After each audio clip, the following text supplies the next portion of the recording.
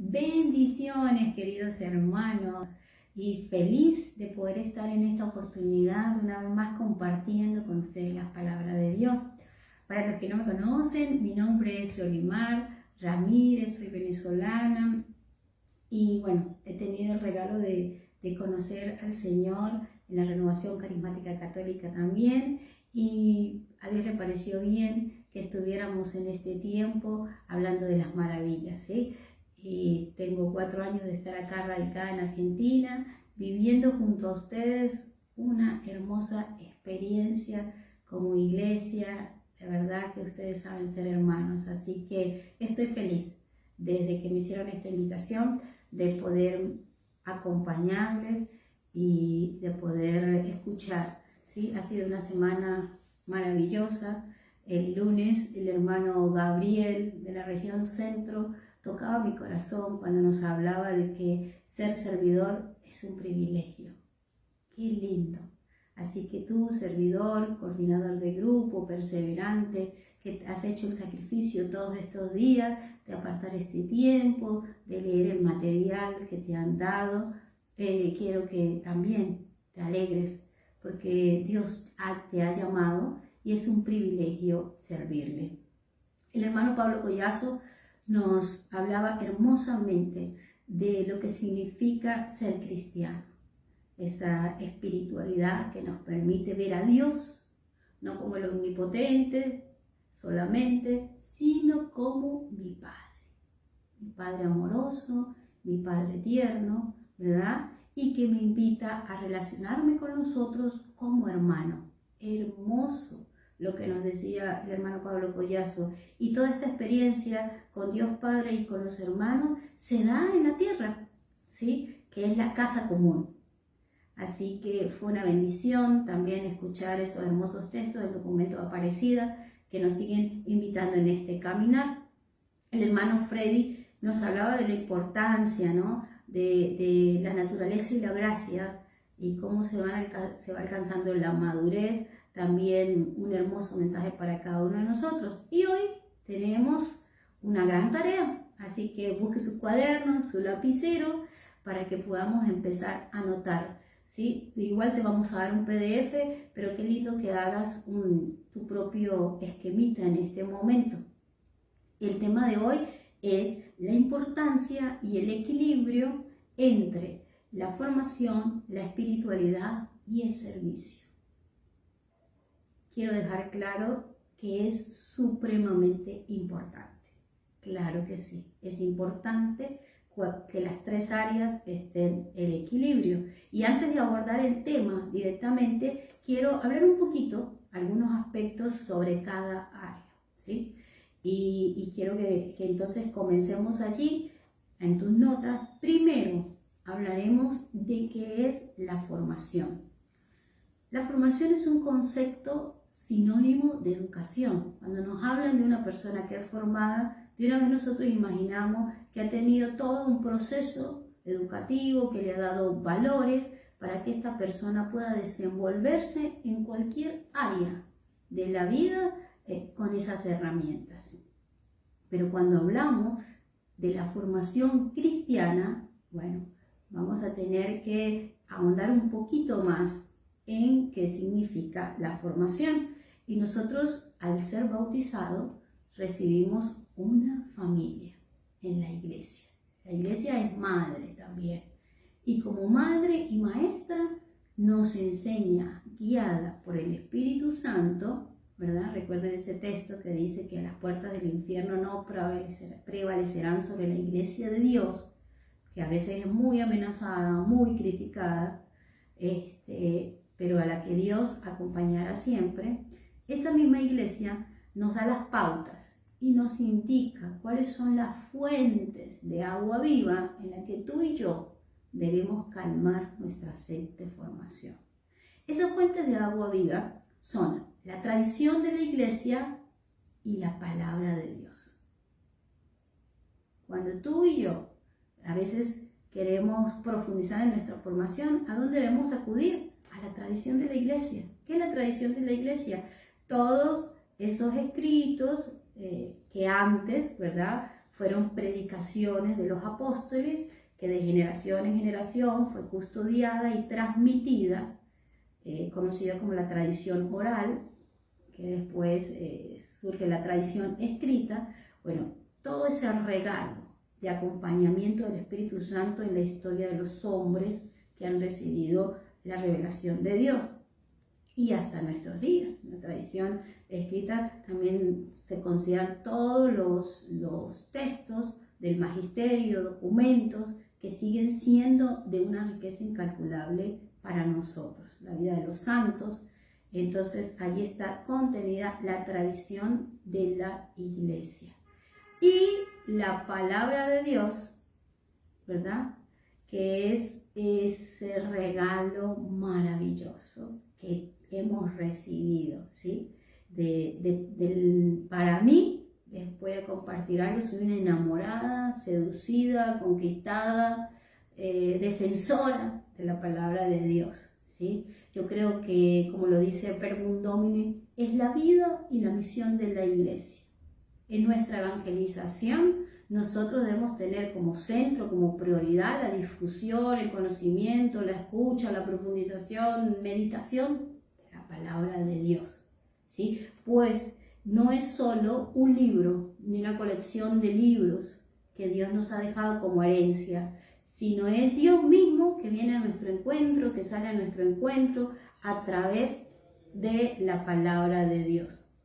Así que las fuentes que nosotros tenemos de formación son dos: la tradición de la Iglesia y la palabra de Dios. Todo servidor debe anhelar, ¿verdad?, sumergirse en estas corrientes de agua viva que nos irán dando un conocimiento maravilloso.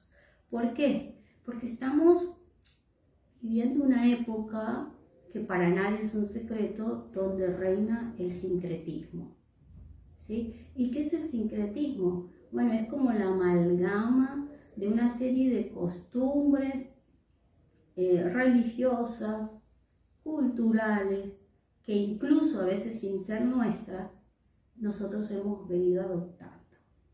Está muy de moda. Entonces, con tristeza, conocemos de pronto a algunos hermanos, servidores, que practican yoga, pertenecen a grupos de astrología y lo que es peor aún, llevan una vida de manera general supersticiosa.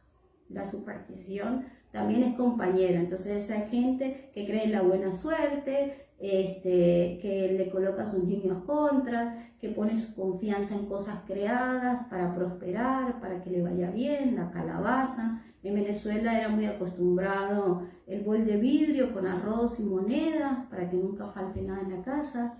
O sea, toda una mezcla de creencias que están muy lejos de ser el fundamento de la fe que nosotros, los hombres y las mujeres de Dios, debemos tener.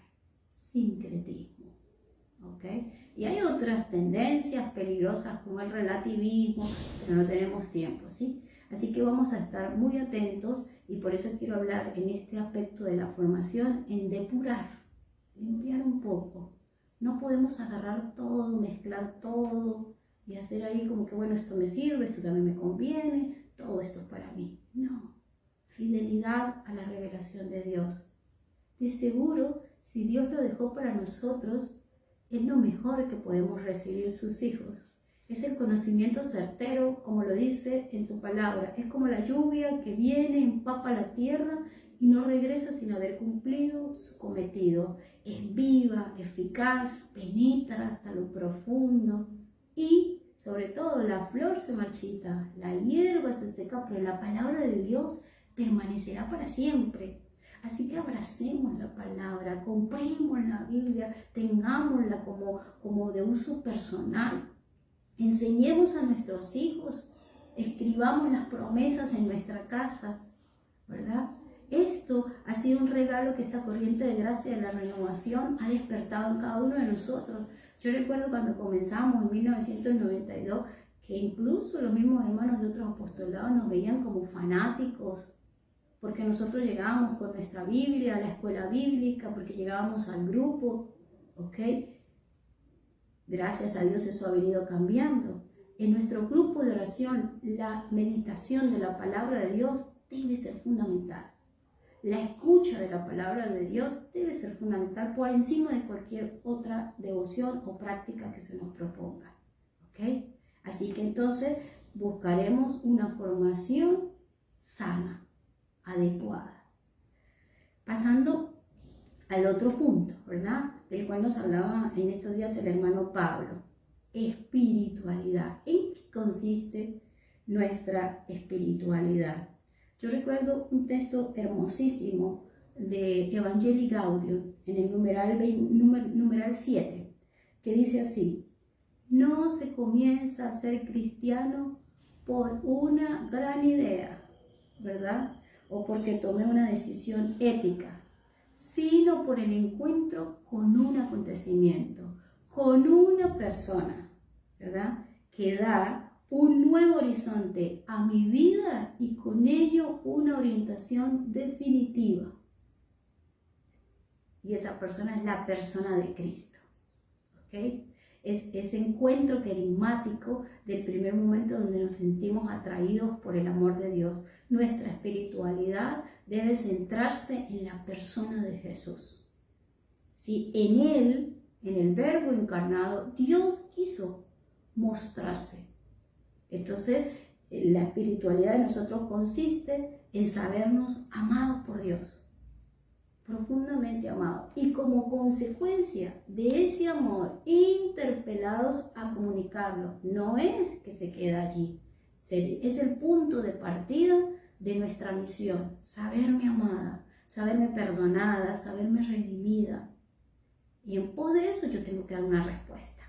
¿Y cuál es la respuesta que Alma le da? Levantar el cáliz de la salvación, dar a comunicar este hermoso mensaje. Entonces ya ahí es cuando se da la impronta de servir, pero antes de servir, amar a los hermanos. La experiencia del cristianismo es una experiencia de brazos abiertos, de sonrisa, eso que muchos de nosotros vivimos cuando estamos en nuestras comunidades, de sentirnos acogidos por Dios. Cristiano vive en esas dos dimensiones, ¿okay? No puede quedarse solamente en una espiritualidad que no se encarna, que no llega a ver el misterio de la inhabitación en el hermano. ¿Por qué? Porque nosotros por el bautismo recibimos la gracia del Espíritu Santo. Otro misterio que no alcanzamos a comprender, que se llama inhabitación.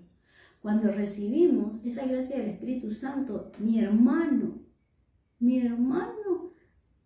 lleva a Dios. Entonces yo lo tengo que amar con esa dignidad. No puedo creerme más que Él ni menos. Todos tenemos la dignidad de hijos de Dios. Y nuestra espiritualidad está centrada principalmente en eso. Y tenemos que aprender a desechar el falso misticismo. ¿Ok? ¿Y en qué consiste el falso misticismo? Bueno, en que Dios me habla solo a mí, en que Dios a mí me lo muestra todo, a mí, que Dios me quiere a mí más que a todos ustedes, ¿verdad? O que solamente podemos estar este grupito acá, ¿verdad? Empezamos a hacer grupos cerrados, donde Dios habla, revela, no. Mucho cuidado. El fundamento y lo más importante de nuestra espiritualidad es sabernos amados por Dios y salir a amar a los hermanos. Ese es el fundamento. Y para salir de toda esta experiencia medio raras, les voy a invitar a actuar de manera sencilla en 3 direcciones, 3 pequeñas acciones. Estamos hablando de la espiritualidad, ¿ok? Una espiritualidad amenazada por falso misticismo. Entonces estamos invitados a actuar con prudencia. ¿Qué es actuar con prudencia? No creer que yo lo sé todo. Cuando yo recibo alguna experiencia, primero silencio, luego la medito, después la comunico. ¿Por qué? Porque se han dado demasiadas situaciones escandalosas en las que hemos quedado a veces en el ridículo, situaciones que parecían sobrenaturales y después terminaron en la nada cuando otros hermanos pudieron ir viendo lo que sucedía. Entonces, la prudencia debe reinar en nuestras comunidades ante cualquier manifestación. Luego, estamos llamados a vivir con discernimiento. Vivir no es solo que voy a hacer un retiro de discernimiento, es que voy a discernir. No, vivir con discernimiento. ¿Por qué? Porque las emociones nos engañan y podemos caer en sugestión. ¿Okay? Quiero que sepan que he sido una mujer bendecida enormemente. Mi vida está llena de milagros. Así que aunque les estoy hablando con esto, no quiero que crean que no creo en los milagros. Yo sé que Jesús es el mismo de ayer, de hoy y de siempre. Tengo hermanos que también han recibido sanaciones, liberaciones, bendiciones sobrenaturales. Yo creo en un Dios sobrenatural, lo creo. Pero creo que para confirmar todo esto debemos hacer todo un discernimiento. Que simplemente sin temor de que nos equivocamos o no, de si quedamos en ridículo o no, lo que nos va a ayudar es a consolidarnos en la fe, a ser testigos veraces, ¿ve? Porque es muy triste que el Señor quede mal. Yo siempre he tenido un santo temor a no hacer las cosas creyendo que son de Dios.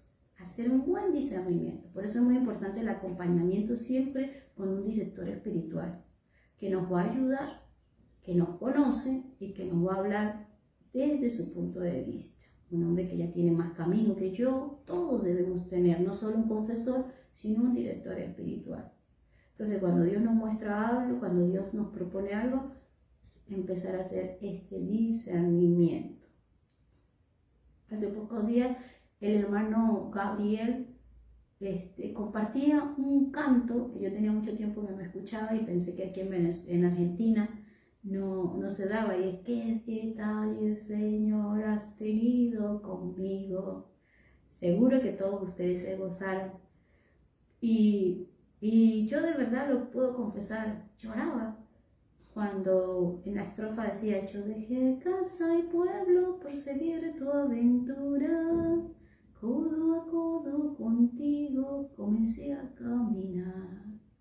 Han pasado los años y aunque aprieta el cansancio, paso a paso te sigo sin mirar hacia atrás. Y bueno, tocaba mi corazón porque en los últimos 4 años que he estado radicada aquí en Argentina, en muchos momentos le he dicho eso al Señor, ¿no? Que he dejado casa y tierra por seguir su aventura. Y en medio de esas decisiones que he tenido que tomar en muchos momentos de mi vida, siempre el discernimiento ha sido fundamental. Así que los invito a que tengan eso en consideración. Y la otra característica, obedecer a la iglesia. Obedecer. Un hombre espiritual es un hombre obediente. Un servidor auténtico se caracteriza por la humildad. Cuando leemos la vida de los santos, de muchos de ellos, Francisco de Asís, Teresa de Calcuta, vemos cómo en muchas ocasiones, incluso teniendo la razón, morían por obedecer a sus superiores, por obedecer al Papa, por obedecer al cardenal, porque sabían que obedecer era de bendición, porque les garantizaba permanecer en la iglesia. Nosotros tenemos que aprender esto. Es muy feo a veces, como dicen ustedes, mandarnos solos. Yo no creo por muy ungidos o ungidas en los llaneros solitarios, digo yo. ¿Sí? Dios nos llama como caminantes de Maús. Nos envía de 2 en 2. Así que nosotros tenemos que aprender a vivir en la iglesia y obedecer a la iglesia. ¿Okay? Eso es fundamental. Lo quiero repetir en este aspecto de la espiritualidad para no caer en falso misticismo, actuar con prudencia, vivir con discernimiento y obedecer a la iglesia. Pasamos ahora al otro punto, ¿verdad? En el cual queremos buscar el equilibrio también, y es el servicio. El servicio. Y para esto quiero compartir un texto hermoso que de seguro todos lo conocen, del Evangelio de Mateo. Evangelio de Mateo, capítulo 20, versículos 26 y 28. Igualmente en el PDF que les voy a entregar va a estar toda esta información y un poco más, ¿sí? Para que, lo que quiero es que, bueno, si quieren, anótenlo ahora, no estaría mal. Dice, ustedes saben que los jefes de las naciones los gobiernan tiranamente y que los dirigentes los oprimen. No deben ser así entre ustedes. El que quiera ser importante entre ustedes sea servidor, y el que quiera ser el primero, que sea el esclavo. De la misma manera que el Hijo del Hombre no ha venido a ser servido, sino a servir y a dar su vida en rescate por todos. Palabra de Dios. Hermoso texto. Bueno, queda claro, ¿no? Cuál es la propuesta del cristianismo, y hay un montón de textos que confirman esta realidad.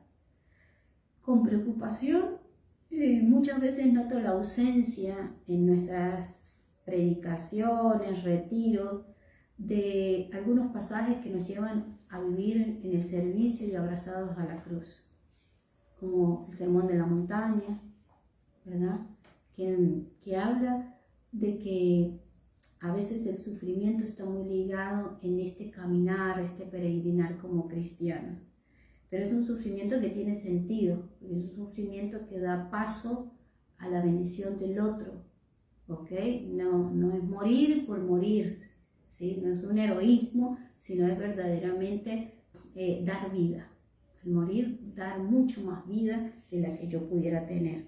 Y frente a esta realidad que nos propone el Evangelio de cruz, entonces tenemos un gigante que se levanta todos los días más temprano que nosotros.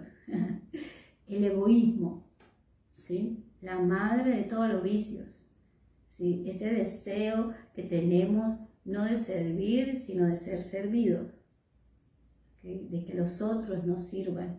Lo buscamos de mil formas, somos astutos para ingeniarlo y que nos aplaudan, que nos atiendan, que nos saluden, que nosotros seamos. Es muy peligroso esto, ¿no? Es muy peligroso porque estamos viviendo una época en la que casi todas las corrientes de pensamiento circundan alrededor del hedonismo. Hedonismo, ¿ok? ¿Sí? Pareciera que volvimos al huerto del Edén. Ya no se trata de buscar otros dioses, sino de hacer de cada uno de nosotros pequeños diosesitos. Esa seducción que recibieron Adán y Eva. Sabrán lo que es bueno y malo ustedes, ya no tendrán que preguntarle más nada a Dios, ¿sí? Bueno, así queremos vivir ahora en este tiempo, pensando en que nuestra felicidad consiste en todo lo que traiga mi bienestar personal. Yo voy a ser feliz cuando me den, cuando me aplaudan, cuando me sonrían, cuando me quieran, cuando me sirvan, yo. ¿Okay? Y si estoy aislada, solita, acompañada de lo que me gusta hacer, con los que yo quiero. El cristianismo está totalmente contrapuesto a este tipo de conductas. Por el contrario, lo vivimos nosotros cuando comenzamos este caminar. Si algo nos gustaba salir al grupo corriendo era porque sabía que nos íbamos a abrazar, nos íbamos a besar, nos estaban esperando los hermanos. Yo recuerdo que incluso en mi casa se reían cuando yo empecé porque vengo de una familia católica, pero que no se acercaba mucho a la iglesia. Y cuando yo empecé a los 15 años a hablar de los hermanos de la iglesia, entonces mis hermanos en la casa se burlaban y decían, mamá, ¿y en qué momento usted tuvo tantos hijos? Porque Yolimar a todo el mundo le dice hermano. Y sí, a veces somos motivo de burla, somos un escándalo para los que no entienden este lenguaje. Somos un escándalo. Pero Dios después, en el tiempo, nos va dando la certeza de que es así. De que en muchos momentos de nuestras vidas Dios nos permite establecer comunión con hombres y mujeres que aunque no tienen nuestra sangre, en Cristo nos hacemos verdaderamente hermanos. ¿Cuántos de ustedes han llorado con sus hermanos de comunidad? ¿Han sido felices han sonreído. Bueno, ese es el plan de Dios. Esa es la familia de Dios. Eso es lo que Dios quiere y nosotros tenemos que tratar de que siempre sea así, de vivir esta realidad de la mejor forma. Yo paro de contar los momentos en los que añoré, extrañé verme con mis hermanos de comunidad porque de verdad los sentía tan especiales para mí, y ahora que estoy acá, lejos de muchos de ellos, digo, de verdad qué tremendo es el Señor, cómo nos llega a dar un amor especial por nuestros hermanos. O sea que sí es posible. Así que usted, el servidor, el coordinador, está llamado a siempre buscar la unidad en nuestras comunidades para que sea la hermandad. Pues la iglesia no crece por proselitismo, ¿sí? Ni por publicidad, ni marketing. La iglesia crece por atracción, y esa atracción se da en el amor. El libro de los Hechos nos dice que venían y se sumaban porque veían cómo se amaban, y la gente quería ser parte de eso. Así que el servicio está dándonos la oportunidad de manifestar el amor en medio de una realidad cada vez más dura, ¿verdad? Una realidad donde el desamor, el rechazo reina.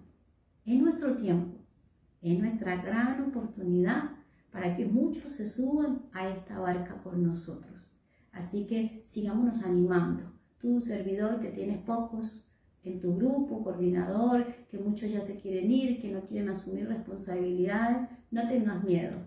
Dios está con nosotros y tenemos que pedirle al Espíritu Santo que nos dé mucha creatividad, nuevas iniciativas para poder empezar a aceptar este desafío de iglesia en salida.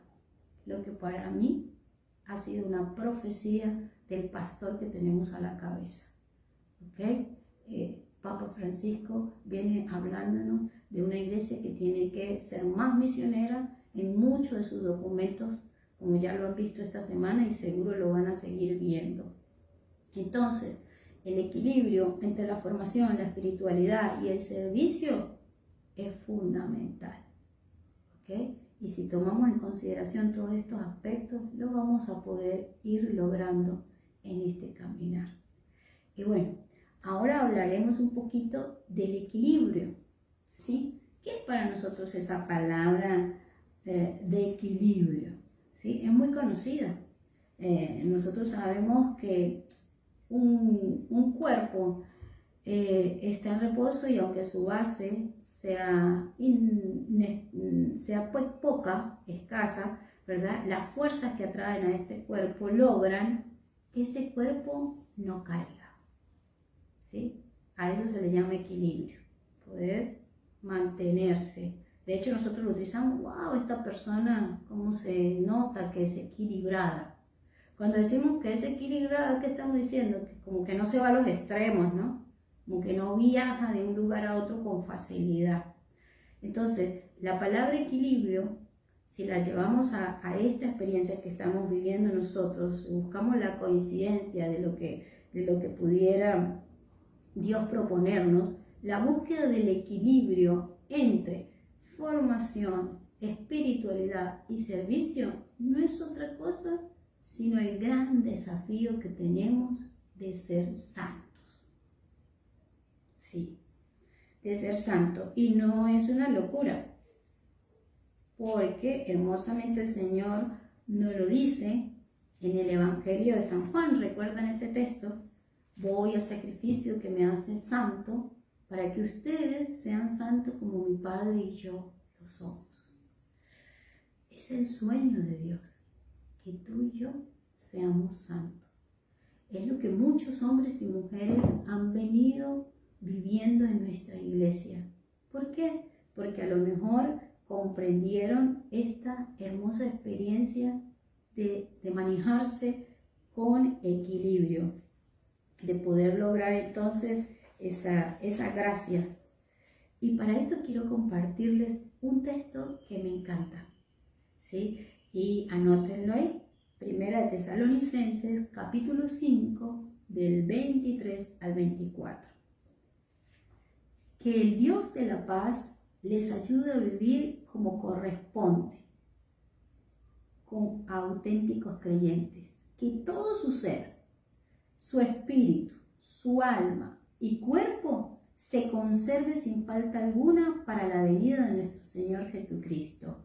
El que los llama es fiel y cumplirá su palabra. Palabra de Dios. Hermoso texto. Todo nuestro ser, o sea, estas dimensiones, cuerpo, alma y espíritu, está llamado por Dios a crecer en busca de la santidad. Y como todo, hermosamente, hombres y mujeres a lo largo de la historia de la iglesia han venido dejando todo un legado, ¿verdad? Y quiero hacer referencia rápidamente a San Agustín, ¿verdad? Quien junto a Catalina de Siena, Tomás de Aquino, ¿verdad? Hicieron un aporte valiosísimo en esta materia. Descubrir que teníamos 3 dimensiones y profundizar sobre el alma. Yo sé que muchos de ustedes lo han escuchado, hay mucho material en las redes sobre las potencias del alma. ¿Por qué? Porque en las potencias del alma están contenidas la esencia del ser. Por eso nosotros trabajamos por la salvación de las almas, ¿sí? Y el alma es una entidad inmaterial única que cada uno de nosotros podemos. Y en esa entidad inmaterial Dios habita y nos da características particulares. Estas potencias del alma son 3: inteligencia, memoria y voluntad. Potencias del alma son inteligencia, memoria y voluntad. También conocidas como puertas del alma. Y qué lindo esta palabra de puerta, porque por la puerta se entra a la casa, ¿sí? Y recuerdo ahorita el texto de Apocalipsis que nos dice: mira que estoy a la puerta y llamo, si tú me abres yo entraré, cenaré contigo y tú conmigo. Bueno, las potencias del alma son esas puertas al corazón, que cada uno de nosotros también pudiéramos tener, y entonces por esas puertas dejamos entrar, conforme a lo que decidamos, todo el bien. Los frutos, los dones, las virtudes que Dios nos regala, las podemos dejar entrar para llenarnos de eso. Y hacer realidad el sueño de Dios, que seamos santos. Si nosotros empezamos a depositar en nuestra alma, donde está mi memoria, mi inteligencia, mi voluntad, todo lo bueno, ¿en qué me voy a transformar? Una persona valiosísima. O podemos dejar entrar, lamentablemente, lo malo. Y cuando hablamos de lo malo nos referimos al pecado.